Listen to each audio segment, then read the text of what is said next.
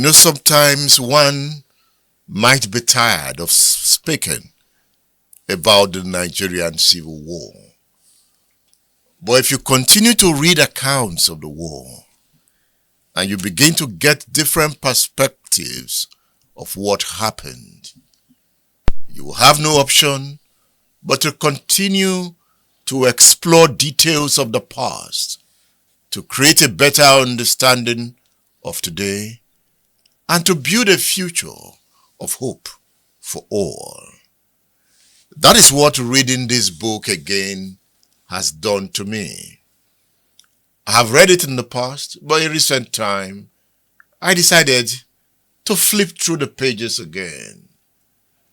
And flipping through the pages brought new understanding to the subject of the war.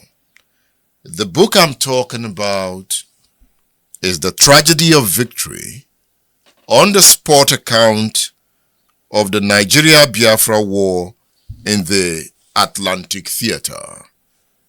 It's a book written by Brigadier General Alabi Isama. He saw war. There's the book. One of the most detailed accounts of the Nigeria-Biafra War. And General Alabi Isama is my guest on State Affairs. General Isama, good to see you again. Edmond, thank you for having me. When I put a call through to you recently, what ran through my mind, how is he doing? Is he fine? It's been long I heard from him. It's been long I saw him.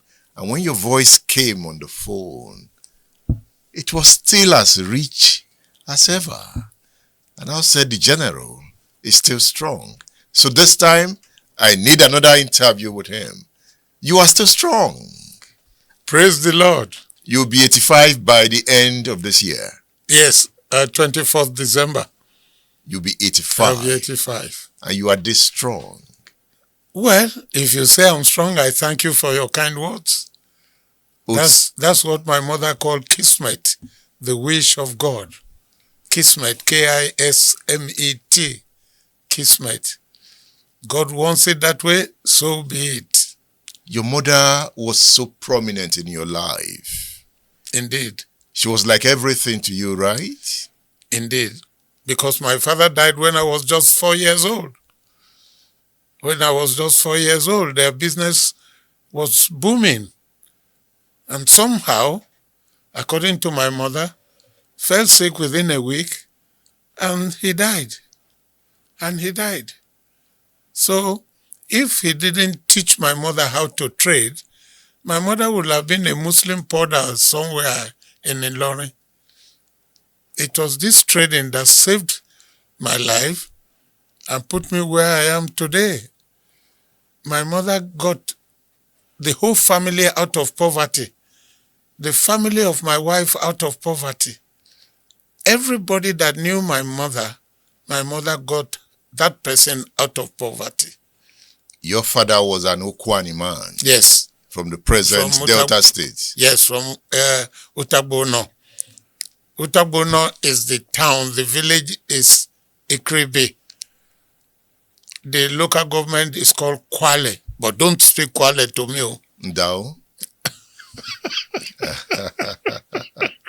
By now you should be able to speak Kwale fluently. I went there. I stayed 3 years trying to learn the language. It didn't, but I know how to distribute cola when visitors come. I know what to say and when we had to drink palm wine and things like that. It's okay. When your father died, you were left with your mother. That's right. And your mother was a Muslim. Yes. You grew up in Ilorin. That's right. You grew up as a Muslim. I grew up as a Muslim. I read the Quran. Are you still Abdul Rahman? No, I had to change that. My mother, during the Civil War, I thought we were going to go to Ilorin. But she said, no, your father was not from Ilorin. Your father was from Utabuno. And she stayed there 4 years. My mother spoke the language. Yes. And my father had a second wife, Mama Beatrice. And anytime my father traveled with my mom, I was always with Mama Beatrice. The picture is in the book. The picture is in the book. That's how the woman identified me when we were looking for the place. And imagine, it was on a market day. Eke market day. Eke market day at Utagruno. And can you imagine the whole market, and the first person you stop to ask, where is Isama's house in this village? The woman said, who is asking? He said, not this man. Then she said, come down. Show me your right leg. I have a white spot on my right leg. She said, the language, and I forgot the way she put it, but what she meant was that she used to birth me when my mother traveled, and I was always with her, and she was looking after me and all that, and that we took pictures together, and that mark was the mark that she used in remembering my name.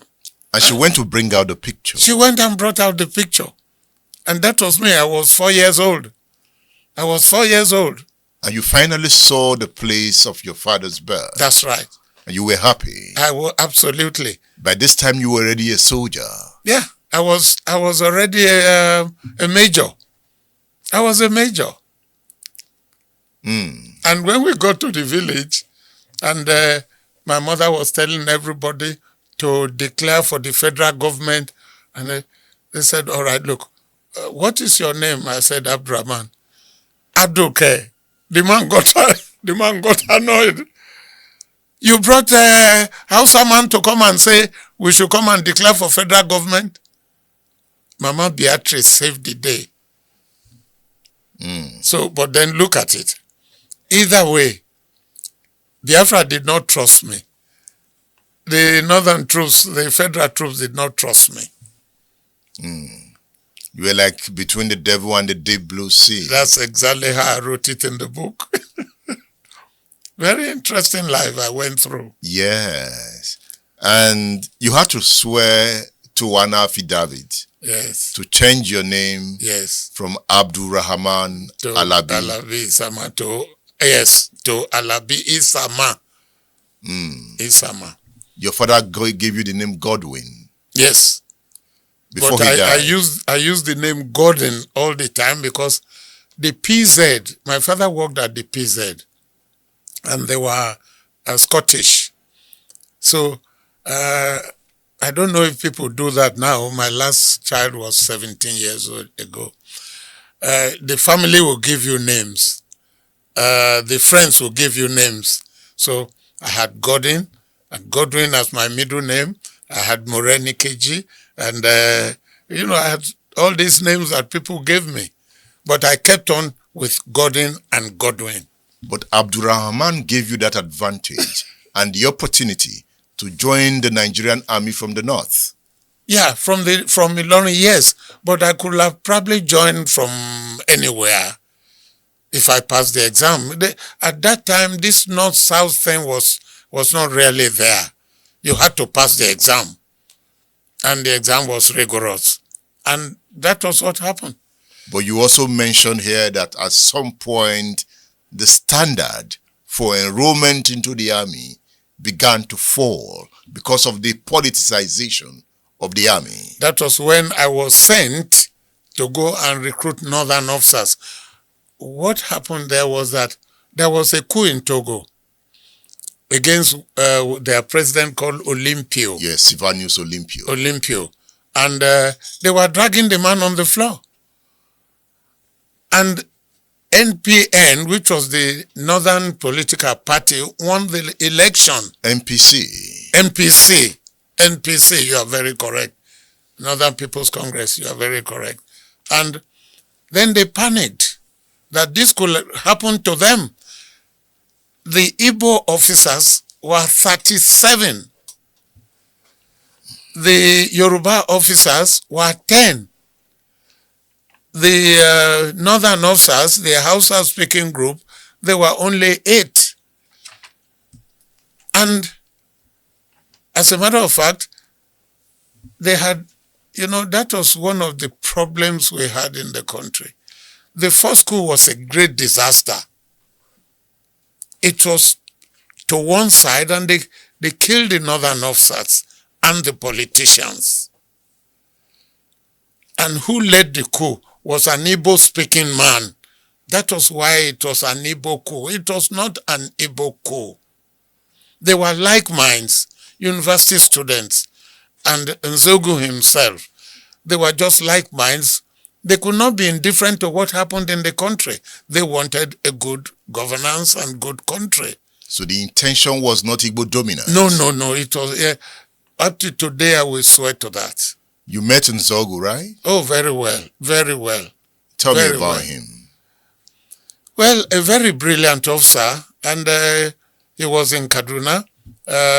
He came to Zaria often, and we were always at the officers' mess. He just liked my sporting activities, and he loved my debate. Every time we had things to say about tactics and so on, he was in charge of tactics and the Nigerian Military Training College. So every time he came, I wouldn't be surprised that he had asked for me to come to NMTC, because after the coup, they transferred me to NMTC. As the Nigerian Military Training College? Nigerian Military Training College. So I wouldn't have surprised that he asked me to be transferred to the military college, because he was always discussing tactics and strategy with me. I was a very young officer to him. Was he a very calm person? Oh, yeah. Well, when you use the word calm, just a nice, intelligent officer. He loves discussing tactics and strategy. And he loves reading books. Every time he came, he would ask, which book did you read today? I read the book called The Gun, The Ship, and military books and so on. He loved discussing tactics and strategy with me. Did he appear revolutionary? I don't think so. He wasn't different from any of us. And he never discussed in the officers' mess things happening about politics and so on. Even up to today, I never loved talking about politics, because I just cannot understand politics. So from what you know today about his role in that coup, was he deceptive? He meant well. But,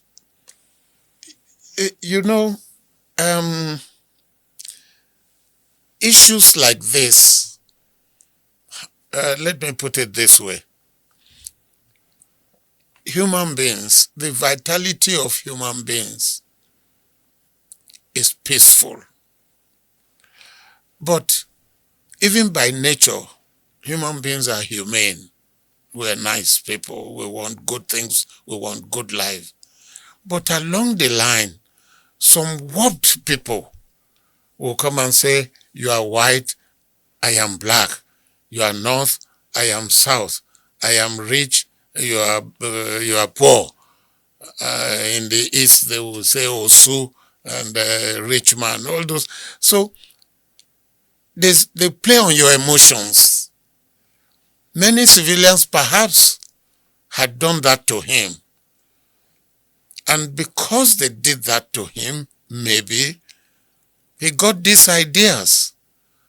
But he probably had discussed issues with friends, people of like minds. I was too junior for him to talk about situations like that with me. But he respected my contributions in conferences, in debates, and sports. When you got to know that he led the coup in the north, how did you feel? I was on holidays. My first leave ever in the army.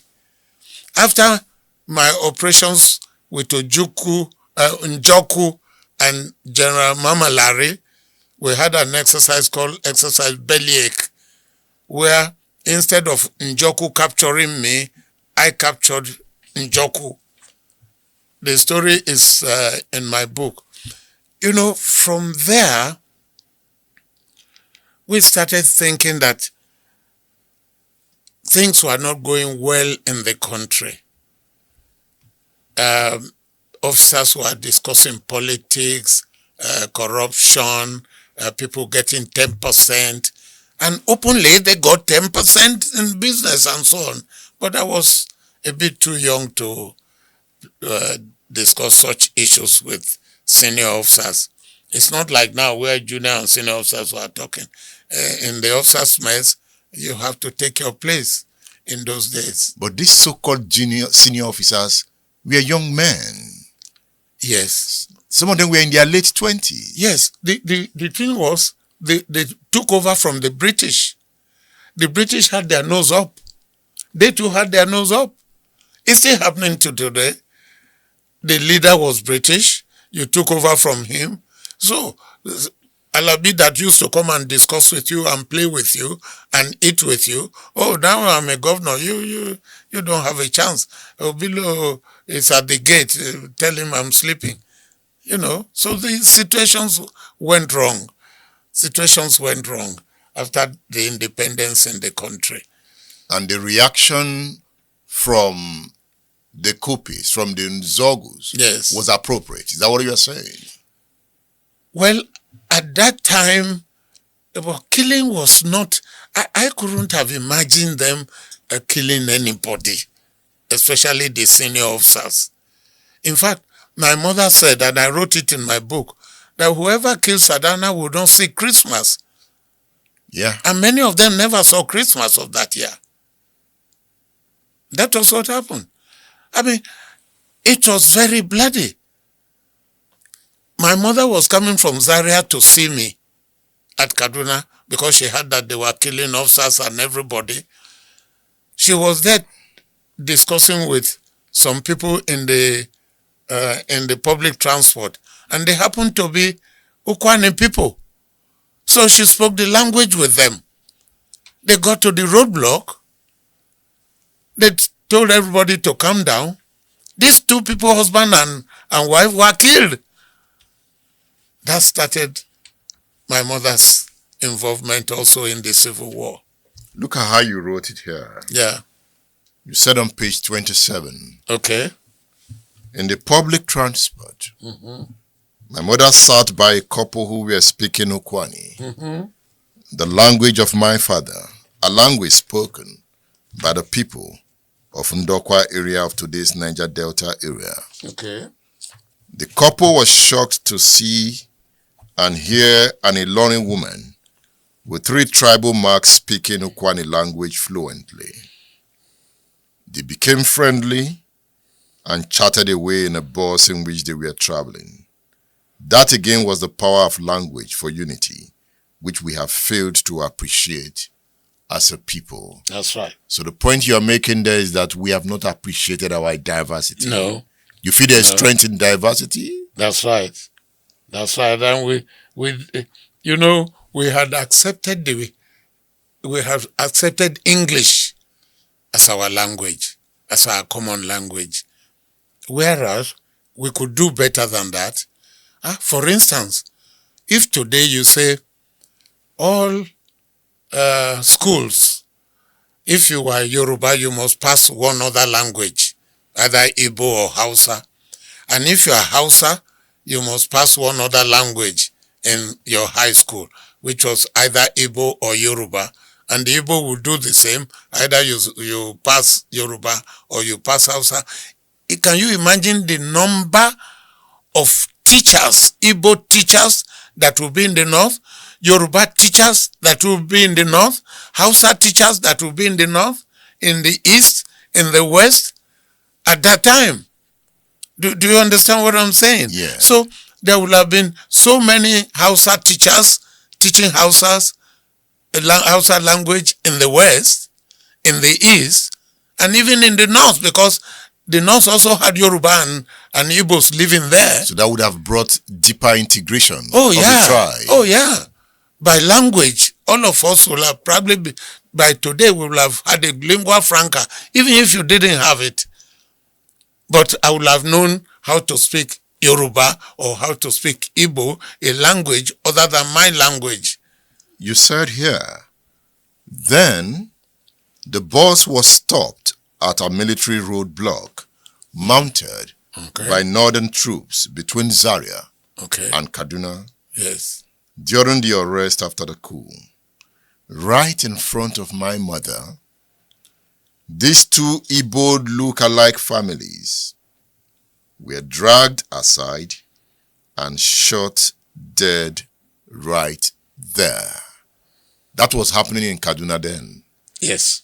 And that is what between Kaduna and Zaria at the roadblock. And that has been described as the pogrom.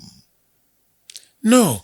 You see, well, you should check the meaning of pogrom. Were they trying to eliminate a whole tribe or a whole group of people? This language had been used many times depending on who you are talking to about the Civil War. When you use the word pogrom, what about Nzeogwu group that killed all the northern leaders? Was that a pogrom? In this case, the Hausas couldn't reach the eastern leaders. They just killed traders and passers-by that looked like Igbo. So is that pogrom? Many from Calabar, many from Sapele. People, in those days, if you were not speaking Hausa, Igbo or Yoruba, Sapele people, Gwari people, all of them, if you were not speaking Hausa, you were not you are not from the north. If you are not speaking Yoruba, you are not from the west. You know, your mother got worried. Yes. After experiencing that scene. Yes. And she came to you. Yes. Insisting that you have a mission to achieve. Yes. To save your father's people. That's the way she put it. That's the language she used. To save my father's people. Then Elijah, you're talking about my father's people. Who are they? I've never been to the village. I was born in Ilorin.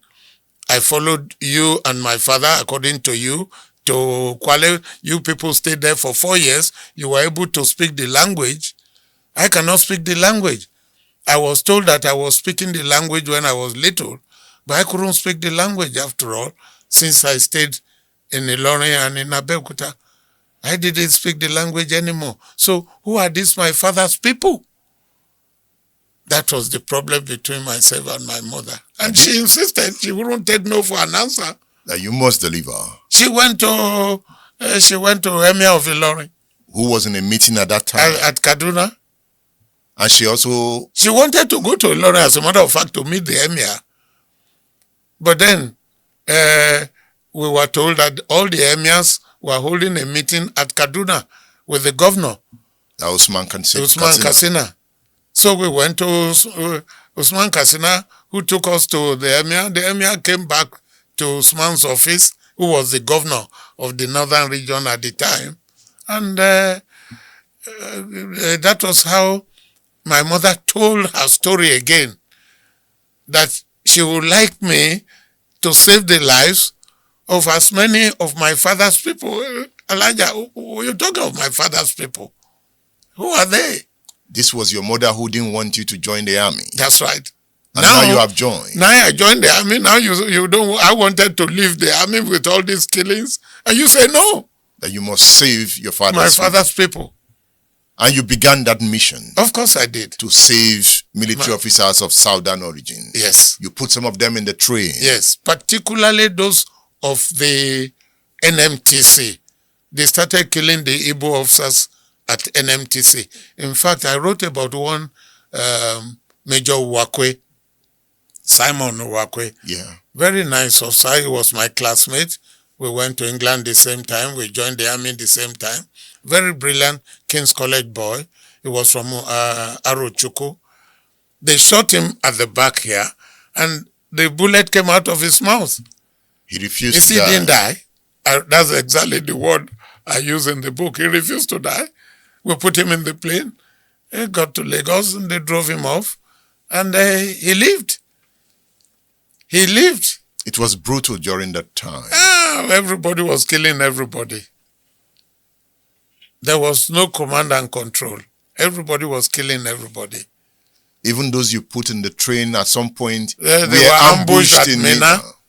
They were ambushed at Mina. Adekunle himself was ambushed at Mina. He was shot. He was shot. But he survived. He survived. And then even in Marine Commando, he saw all these people that shot him. They were there. He discussed with them. And your activities got to the notice of rebellious soldiers who wanted you dead. That's 4th Battalion. Because, now, here was the point. When I was in 4th Battalion when we did Operation Bellyache against Njoku's 1st Battalion. And there was one Captain Amadi, Major Amadi, he was senior to me, who was in charge of the Wete operation in the West. But he was siding the Obga people, I think that was the Awolowo people. They removed him and put me there. And he just didn't like that. I was too junior to know who was right or wrong. All I was told was keep peace in the area. And I did. And it was so successful because I was able to meet people that went to Ibadan Boys High School. I was able to meet the Oba of Oshogbo called Matomi, Oba Matomi of Oshogbo. And the Oba at Ede had just passed on. 2 of his children joined the army from my recommendations. So I did very well in the area and I was very popular. He didn't like that. He reported me to my boss. The picture is in the book that I was always sleeping in Ibadan instead of sleeping at my headquarters at Oshogbo. I moved, he had his headquarters at Oshogbo. I moved my headquarters to Oyo. So I was not there. Then one day, that I was always going on patrol at night. My officers, Ini, Magoro, they will go on patrol by day. I will patrol by night. So by night, the man came and didn't see me. And he asked the officers and the soldiers, and they said, I've gone on patrol. I will soon be back by 6 o'clock. By 6 o'clock, I showed up.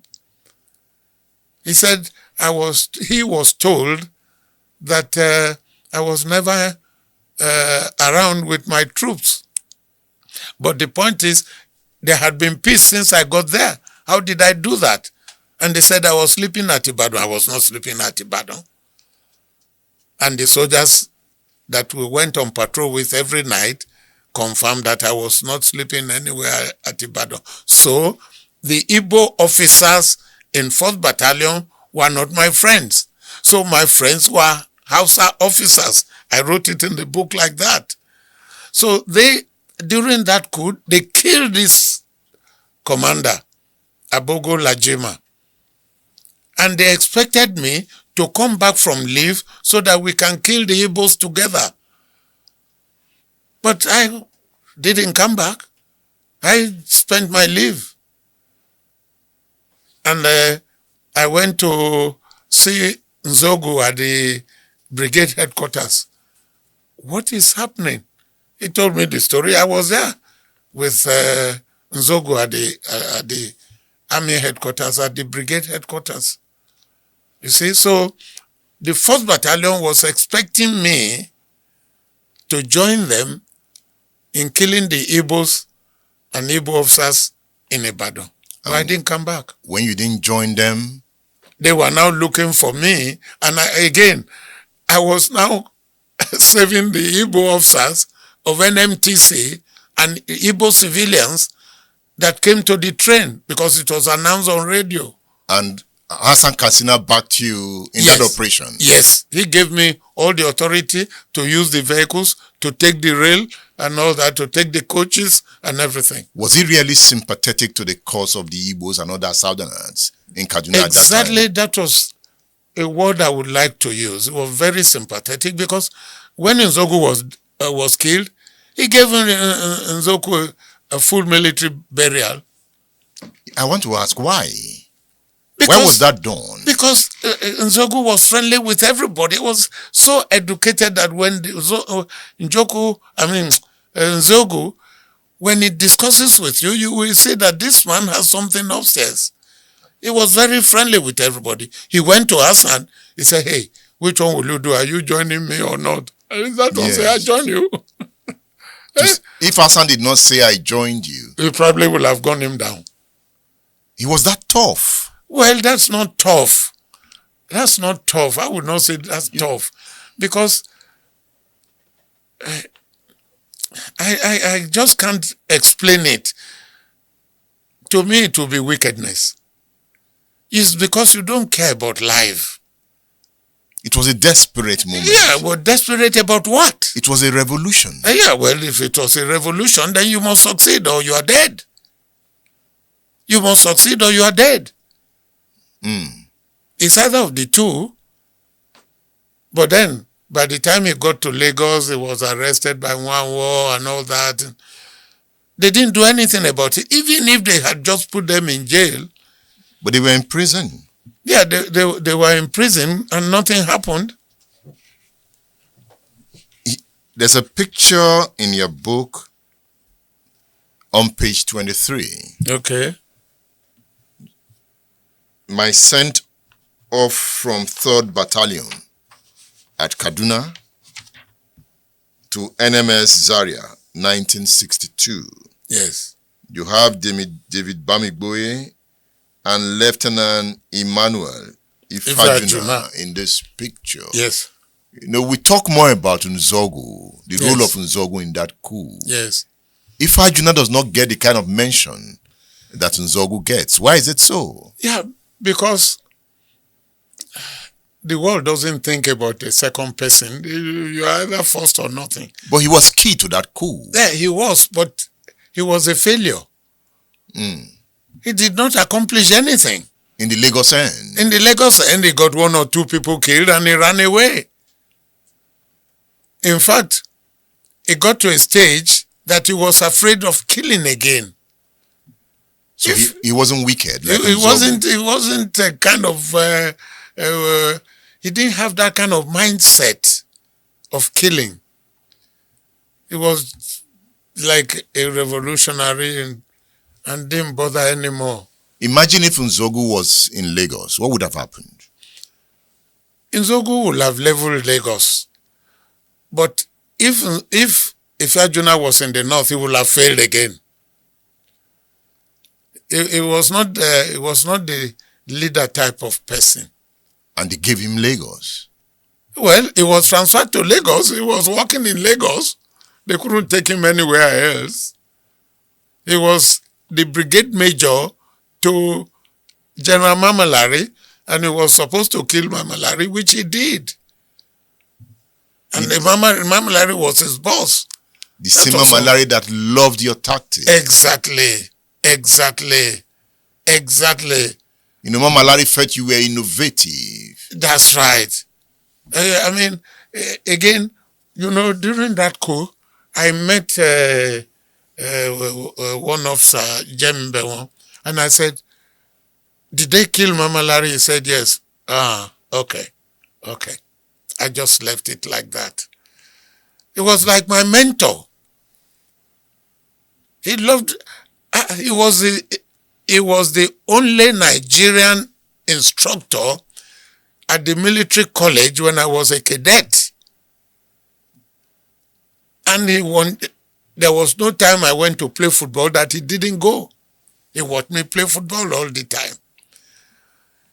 And with Akinrade, we used to go out at night. You know, we were young kids who would go sneak out at night. We were not supposed to go out. We would sneak out at night and come back.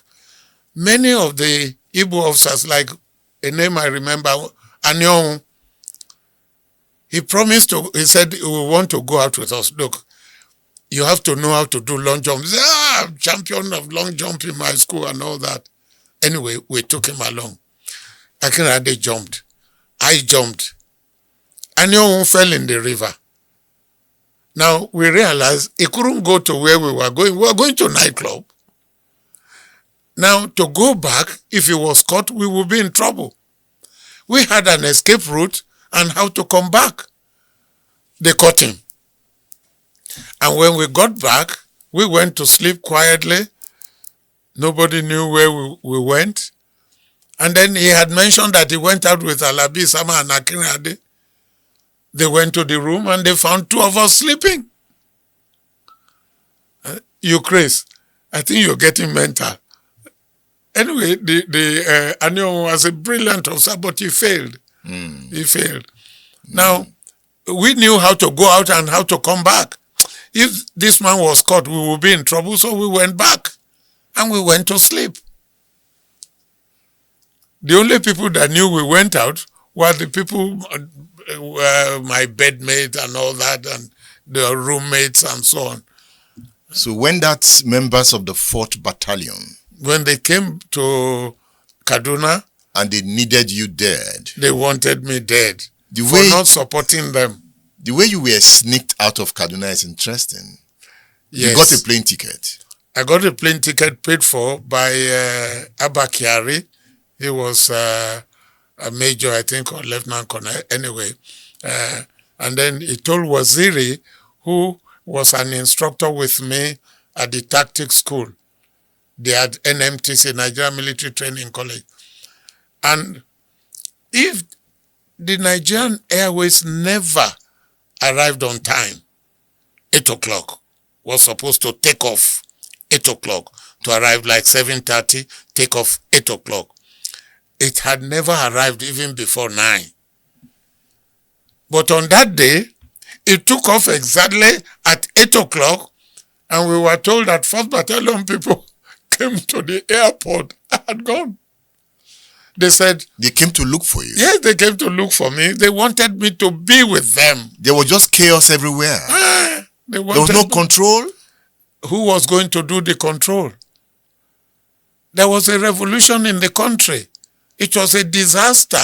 Everybody was to himself and God for us all. That was the counter-coup. Oh, yes. Oh, yes. It was more bloody, right? Of course it was. They couldn't reach Igbo leaders, so they bounced on the traders. Of course, they bounced on the traders for 2 reasons. But why were the army killing private citizens? Because the army was involved in the public execution of Southerners. Why did the army do that? No. The army was looking for Igbo officers and soldiers. And when they could not find them, and when they killed the ones they found, why not just go on with the officers and leave the private citizens? Elijah Obilo, when you see them, ask them this question. How will I know? How will I know why they didn't do that? But what I am trying to tell you was that when they couldn't find the Igbo officers, they bounced on the traders for 2 reasons. I haven't completed that sentence. For 2 reasons. The first reason, you were Igbo. Okay. The second reason, you had attractive items. You are the one selling TV, radio, cars, and so on. If you were killed, the rest of the... They loot your things. Of course they will. The rest of their property belonged to you. They took over their houses, and then there was a revolution in the country. Uncontrollable. Uncontrollable. If you survive, by the good grace of Almighty. So the ticket you got was not really for a meeting with Gowon. So when I got to Gowon, I said, no, he had been told that they saved me because 4th Battalion was looking for me.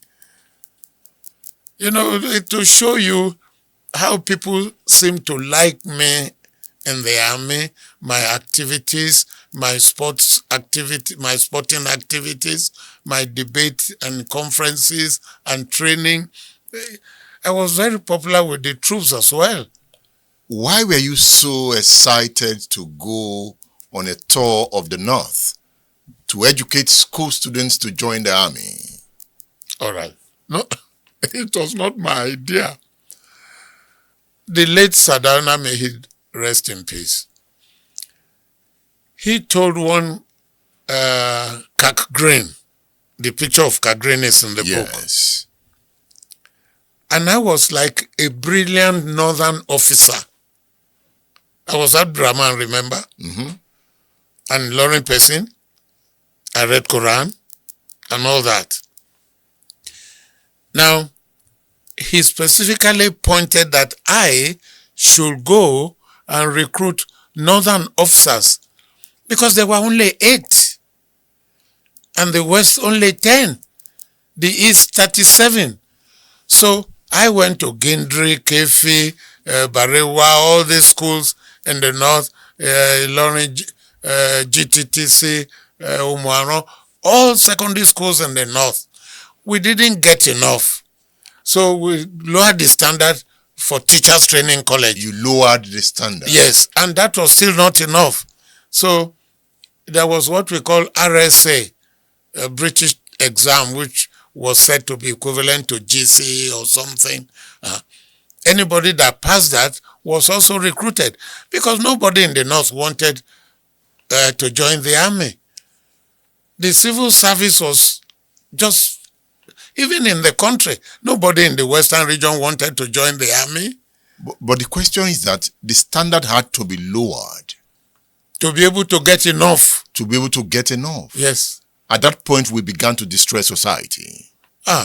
If you say so, but they ended up being brilliant officers. Babangida was part of that group. All those that joined the army in 1961, Babangida, Buhari, Gumel, Abdusalam, Abacha, all those that joined the army in 1961 from the North were part of that program. They ended up ruining the country. No.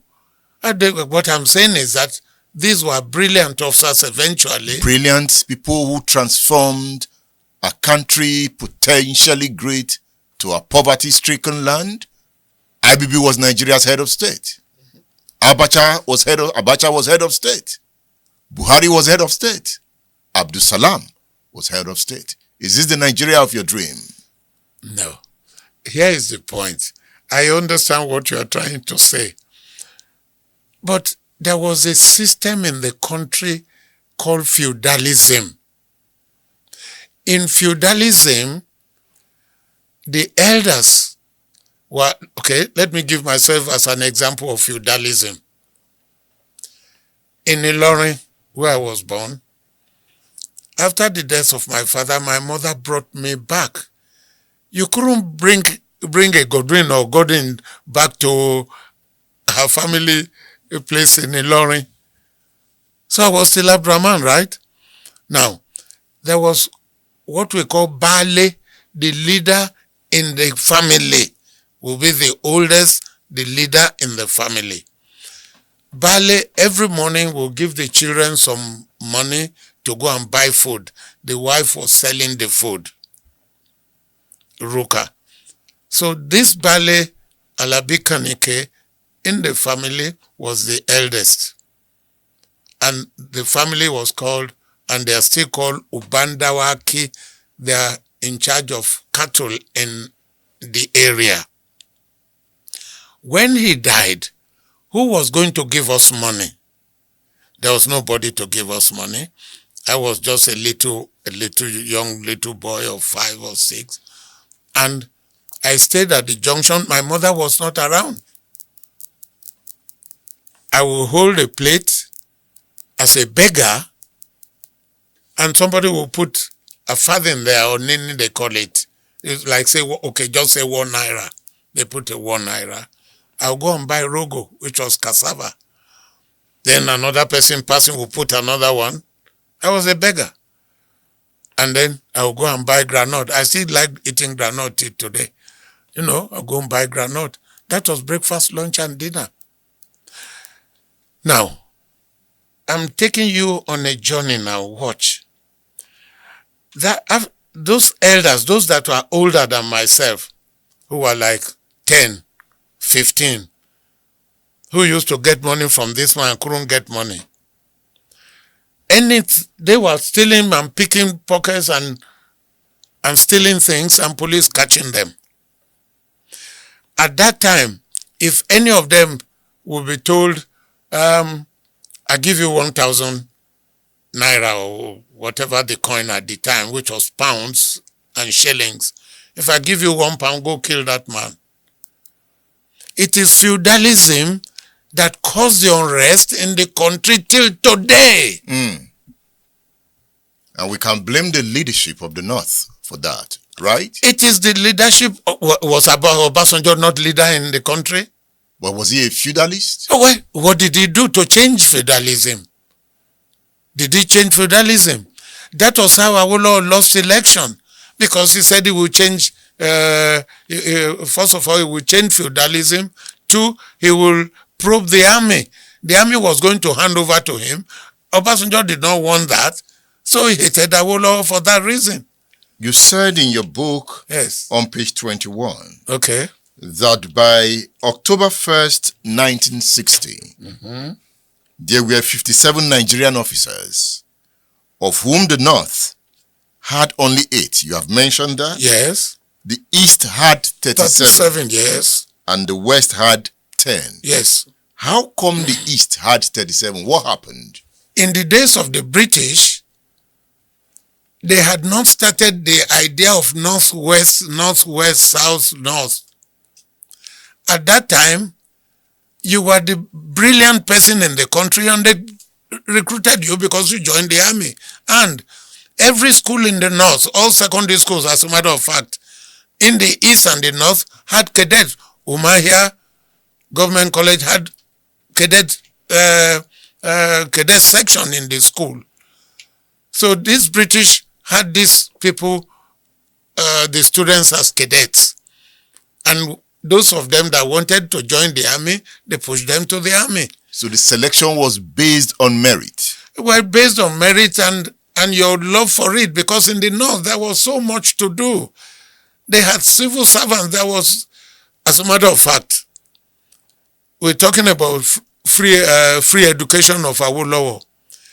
Sardauna did a better free education than Awolowo, but Sardauna's free education was for the elites, the politicians, the leaders in the area, and the traditional leaders' children. Awolowo was free and compulsory. For all. For all. There were so many Hausa beggars' children that went to school. They had to go to school. So Sardauna's free education would not have been better than our own? No. When I used the word better, was that in the north they gave you money to go home, they gave you uniform, they gave you books, they gave you cap to wear and all that. I would not say, you just go to school. And they went to school, and it was compulsory. If you didn't go to school, they will arrest your parents or something. When I used the word better type, was because they put more money, but it was for the children of the elites, the children of the traditional rulers. And that is feudalism. And that was feudalism. And that's what you practice to today. Till today. It was clear that system was going to lead to chaos, right? Or we didn't see it coming? No. Awolowo saw it and said he was going to stop it.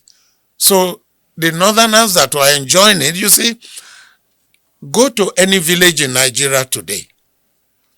More than 50% of the beggars will be from the north. Despite the fact that you're talking of Babangida, Abdul Salam, and the rest of them, they looked after themselves rather than look after the people. That's exactly what happened. And it was quite easy to use those same people to launch an attack on the south after the If you coup. want to eat in feudalism, I am the leader in the family and every other person ate under me. If you want to eat tomorrow's breakfast, If I say vote for that bottle, you must vote for that bottle. That's feudalism. That's feudalism. And the Nzeogwus wanted to end it. Well, maybe that's one of those things he wanted to end. For instance, Babangida took Nigeria to Islamic organization. That's dividing the country. And you will have thought that when you have a coup like that, you will want to unite the country. But no, that's feudalism, that's Islam. And you see, he only forgot that there is a part of the Quran, Surah 10, for those who might be listening, Surah 10 of the Quran, verse 99. There is no compulsion in religion. That's what Islam said. Any forced faith is a wrong faith. That's what the Quran said. Look at this book. A comprehensive detail of the Nigeria-Biafra War, on the spot account of the war in the Atlantic Theater, the tragedy of victory, written by Brigadier General Alabi Isama, my guest.